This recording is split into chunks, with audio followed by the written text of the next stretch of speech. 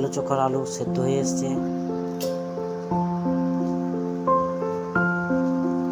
সেদ্ধ হয়ে গেছে, এবার এটাকে নামিয়ে নেবো। এবার যাবো আলু চোখার পরের প্রসেসে, পরের পদ্ধতিতে। আলু চোখা বানানোর জন্য কড়াই আমি চাপিয়ে দিয়েছি। কড়াই হিট হচ্ছে, এখন গরম হচ্ছে।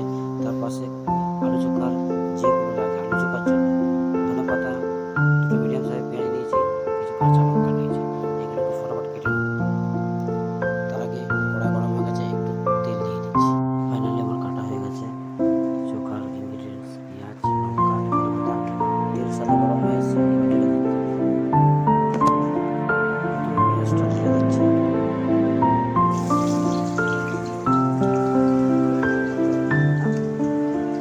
আলু চোখা, ভাত, ডাল আর চিকেন কষা।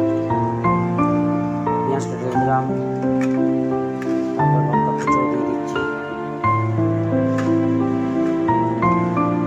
লাস্টে ধনে পাতা কুচো। তার আগে পেঁয়াজটাকে ভালো করে একটু ভেজে নিই। আলু সেদ্ধ হয়ে গেছে, এবার জলটা ঝরিয়ে নেব। আলু থেকে জলটা ঝরিয়ে নিয়েছি। এবারে আমার পেঁয়াজ, লঙ্কা ভাজা চলছে। হালকা পেঁয়াজের রং চেঞ্জ হয়ে গেলে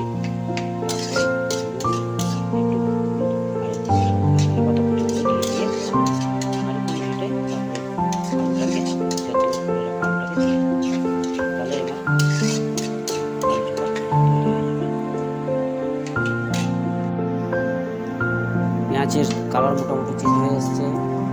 এবার অল্প একটু হলুদ আর লবণটা দিয়ে দেবো। লবণ পরিমাণ মতো, স্বাদ মতো, খাওয়া যাবে না।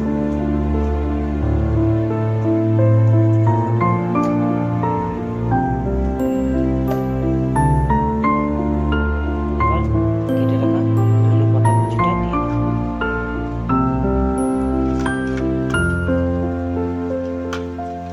ব্যাস, হালকা একটু ভেজে দিয়ে এটাকে নামিয়ে দেবো। সেদ্ধ করে রাখা আলু এর মধ্যে দিয়ে দেবো।